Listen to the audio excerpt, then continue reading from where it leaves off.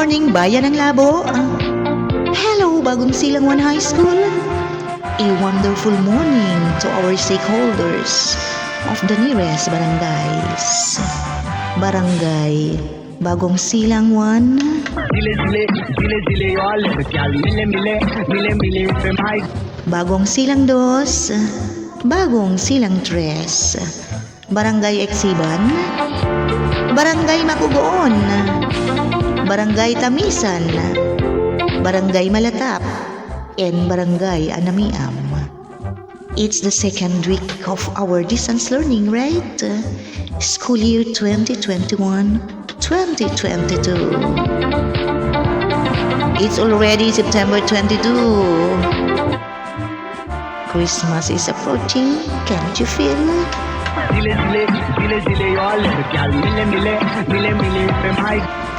It's already Yuletide season. I am missing Christmas, really.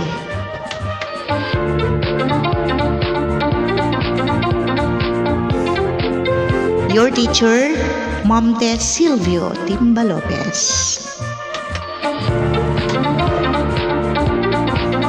Kumusta po minamahal naming mga magulang?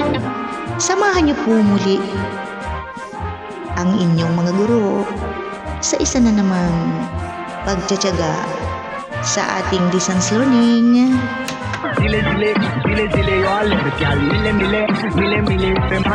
Time check. It's 7 in the morning. Labo, officially the municipality of Labo, is a first-class municipality in the province of Camarines Norte. It is rich in culture and beautiful sceneries. It was meant between the miscommunication of two languages. That is why it becomes Labo. Labo is blessed with natural resources, rich harvest, and people.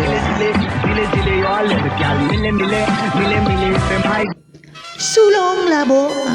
Sulong Bagong Silang 1 High School.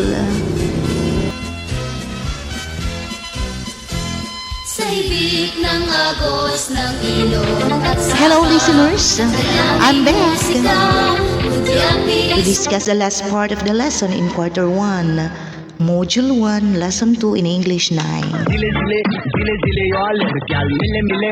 But first, get your modules, your pens and your papers, and open it on page 4.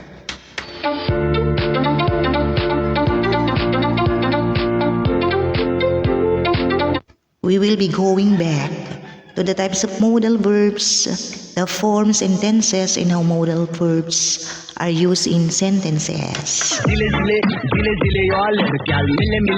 We will also clarify the use of must have to, should, ought to.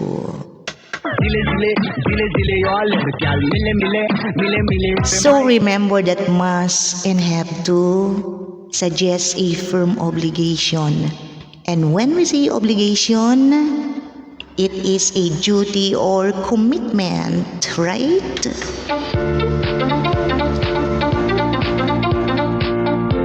Again, modal verbs must and have to express a firm obligation. And obligation is a duty or commitment. Take note of that.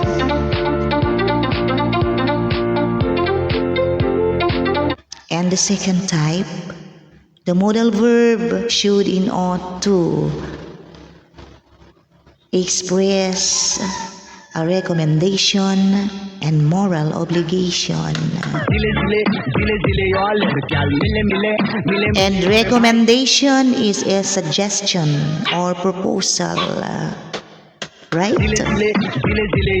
I'll repeat, should and ought to expressed recommendation and moral obligation, and recommendation is only a suggestion and proposal.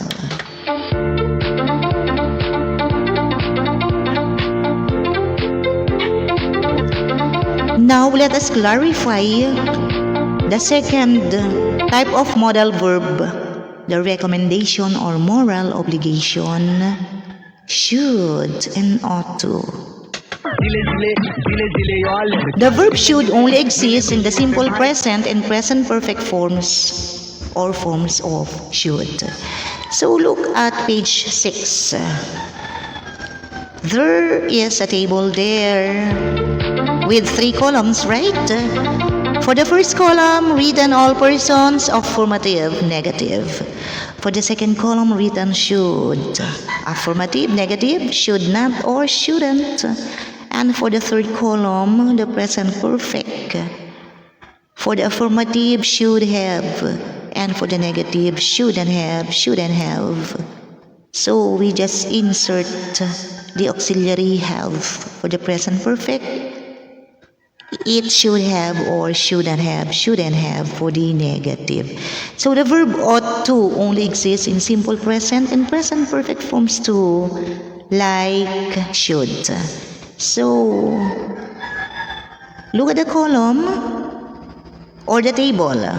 The first column, written all persons, same as the first table. All persons, affirmative and negative, of course. And for the second column, written as present tense, ought to. For the affirmative and for the negative, ought not to. And for the third column, written the present perfect. So we will again use the auxiliary have. So affirmative ought to becomes ought to have. And for the negative, it becomes ought not to have. Right? So, should and ought to are more or less synonymous, right? So, meaning to say that we can use should and ought in sentences because they are synonymous. They both express what? They both express suggestions or proposal. Should and ought to are more or less synonymous. I'll repeat. So, I'll give an examples for that.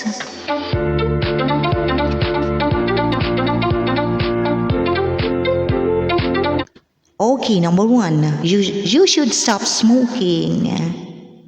You can also use ought. It becomes you ought to stop smoking. That is only a suggestion.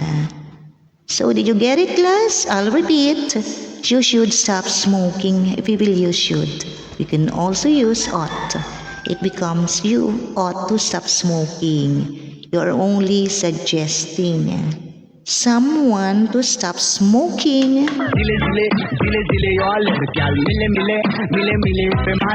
Okay, number 2. Example. It's raining hard. The children ought to come indoors. Number 3.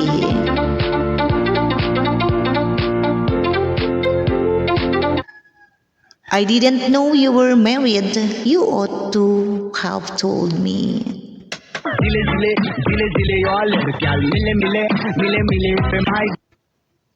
I like the given example. I'll read it again. I didn't know you were married.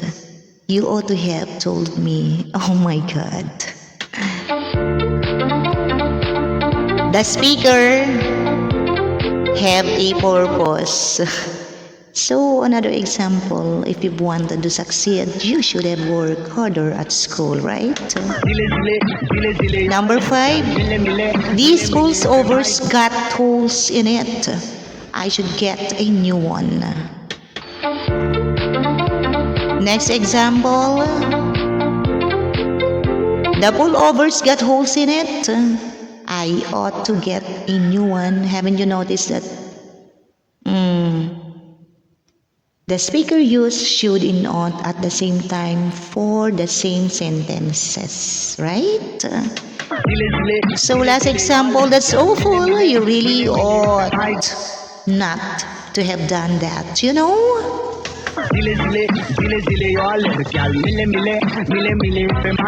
So before going back to practice task 1, 2, 3, and to your post-test, I have a reminder. Remember, there are two types of modal verbs of obligation. Those that primarily express a firm obligation or necessity, we use must and have to, right? And to those express a recommendation or moral obligation, we are using should and ought to, right? Okay, you are now free to go back to practice task 1. Directions, underline the modals of obligation. In the following sentences, you have there 5 items to answer. And for task 2, you have a table. It is entitled Obligation or Recommendation. So directions, read each sentence carefully. Put a check mark after the sentence whether it's an obligation or a recommendation. So it's so easy. You will just put a check mark if the sentence suggests obligation or recommendation. It's very easy. You have there 10 items to answer. And for task 3, it is entitled Hello Obligation. Directions, use must have to, should and ought to correctly the following sentences you have there. 10 items to answer. And the last one, the most challenging part of your module is the post-test. I know that you love writing, right? So directions in one paragraph with 5 sentences using modal verbs of obligation. Answer the questions below. As a son or daughter, what must you do? What should you do? So your answer will reflect your personality. So again, you are allowed to write 5 sentences using modal verbs of obligation because each of you has an obligation to your parents. As a son or daughter, what must you do as a son or as a daughter? And if you cannot do your obligation to your parents, what should you do now? Are you ready to answer Quarter 1, Module 1, Lesson 2? Okay, good luck class. Good luck and goodbye. Your teacher, Ma'am Tess, saying, I love you all.